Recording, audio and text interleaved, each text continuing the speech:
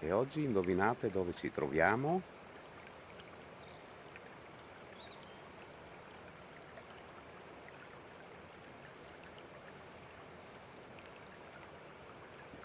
Vedete che mi muovo piano piano,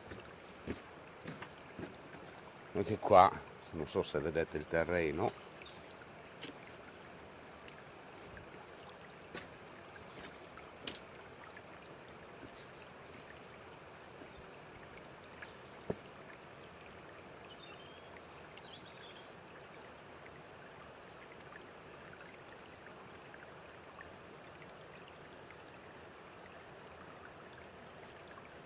Questa è la forra del torrente Midella a Marsure di Aviano.